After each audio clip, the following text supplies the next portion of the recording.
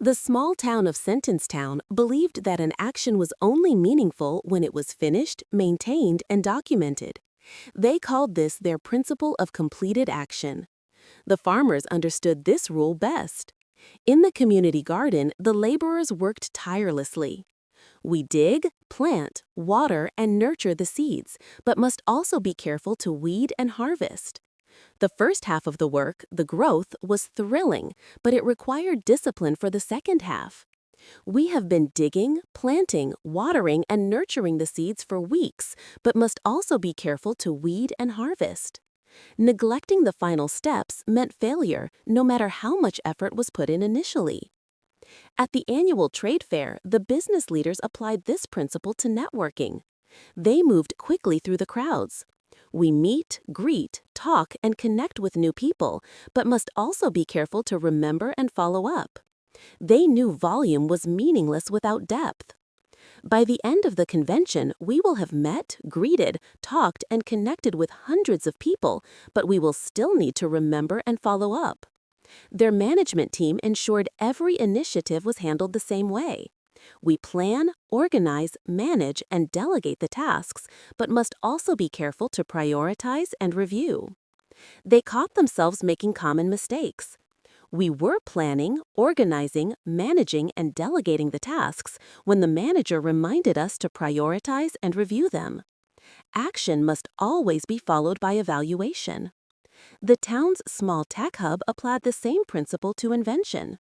We invent, prototype, refine, and release the new product, but must also be careful to patent and support.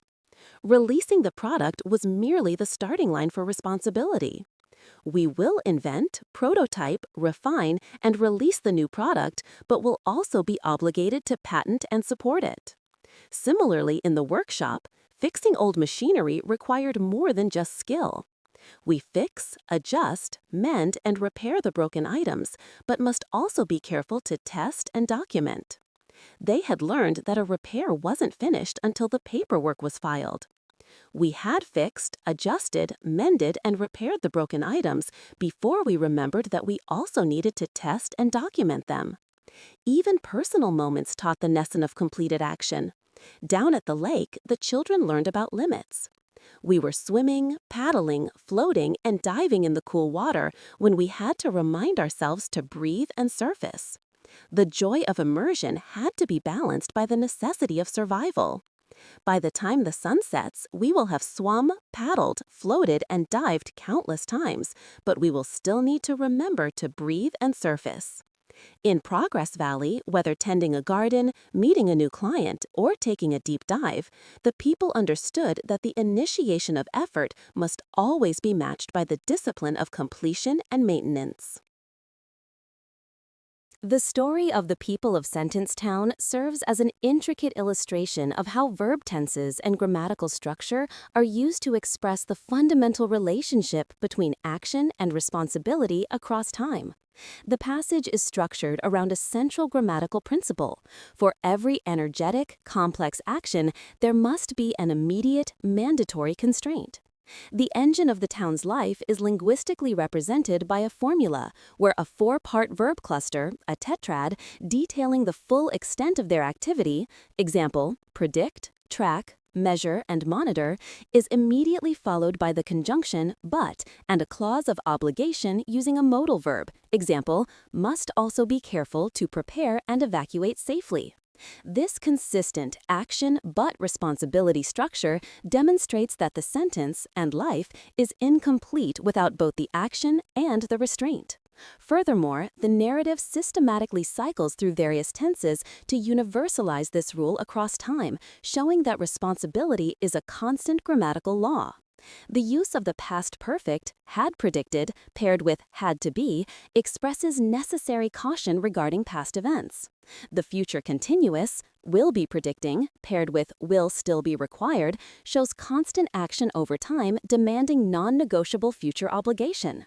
And the future perfect, will have irrigated, paired with will still need, confirms that even after a goal is achieved, the rule persists.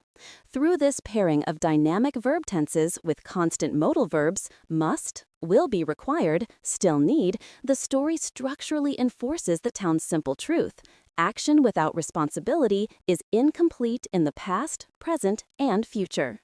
The story's grammar masterfully reflects its central theme of action and balance through a rigid, predictable sentence structure. Every paragraph is built upon a compound sentence featuring a multi-part verb phrase, a tetrad of verbs like predict, track, measure, and monitor, that establishes the full scope of an activity, followed immediately by an adversative conjunction, but introducing a clause of mandatory constraint. This consistent action but responsibility pattern is the fundamental grammatical rule of Sentence-town. Furthermore, the narrative uses a sophisticated range of verb tenses to prove this rule is timeless. Actions spanning the past, past perfect like had predicted, the continuous present, present continuous like are clearing, and the future, future perfect like will have irrigated, are all consistently paired with modal verbs must, will be required, still need to express constant obligation. Thus, the text uses its grammar, particularly the strategic use of verb tetrads, the but pivot, and mandatory modals across all tenses, to structurally enforce the idea that any action without its accompanying responsibility is grammatically and conceptually incomplete.